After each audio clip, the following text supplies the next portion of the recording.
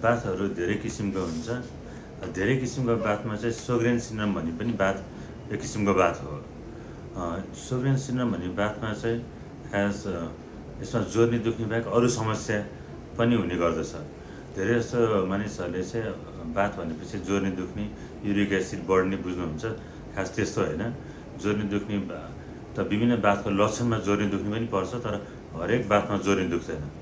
त्यस्तै यो सोग्रेन सिन्ड्रोम भन्ने जुन बाथ छ, यसमा चाहिँ मेनली जोर्नी दुख्ने भन्दा पनि थकान बढी हुने, अनि त्यसपछि आँखा र मुख एकदमै सुक्खा हुने, एकदमै सुक्खापन महसुस हुने, त्यसै शरीरमा तागत जस्तो नहुने, एकदमै कमजोरी फिल हुने, यस्तो कुराहरू चाहिँ बढी हुन्छ।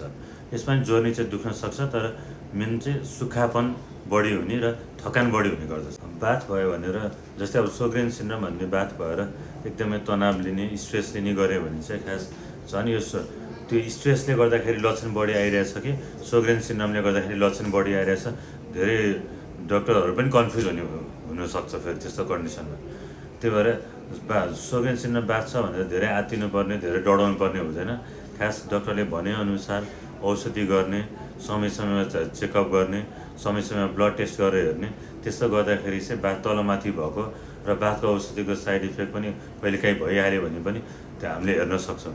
त्यसैले सोग्रेन सिन्ड्रोम बाथ भयो भनेर तनाव बढी लिने, अनि औषधिमा चाहिँ अलिकति राम्रोसँग टाइममा नखाने, राम्रोसँग चेकअप नगर्ने, त्यस्तो गर्नाले चाहिँ फेरि सोग्रेन सिन्ड्रोम बढ्यो कि स्ट्रेसले गर्दाखेरि अरू कम्प्लिकेसनहरू, अरू लक्षणहरू बढेको डक्टरै झुकिने गर्दछ।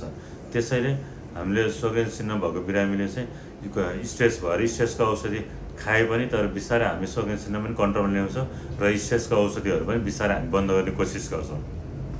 बाथको उपचारमा चाहिँ खास धेरै मानिसले बुझ्नुहुन्छ कि यो रोग चाहिँ ठिक हुँदैन, अब एकदमै टेन्सन भयो, एकदमै गाह्रो भयो, यता डक्टर घुम्ने, अर्को डक्टर घुम्ने, विभिन्न डक्टर घुम्दै औषधिहरू खान नि बिगार्ने, टाइममा नखाने, त डिस्टर्ब हुने गर्दछन् बिरामीहरू।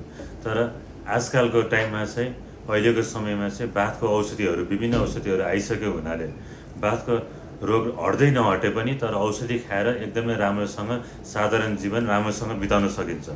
धेरै जसोले चाहिँ बाथ भयो, मेरो बिग्रियो, मेरो जिन्दगी नै सक्यो सोच्नुहुन्छ, मेरो बच्चा नै हुँदैन सोच्नुहुन्छ, मेरो उपचारै काहीँ सम्भव छैन सोच्नुहुन्छ, त्यस्तो सोच्नुहुन्न।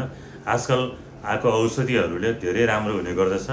त्यसैले समय समयमा चेक गरेर राम्रोसँग रोगलाई कन्ट्रोलमा राख्नुपर्छ। औषधि छैन, उपचार छैन भनेर डराउनु हुँदैन।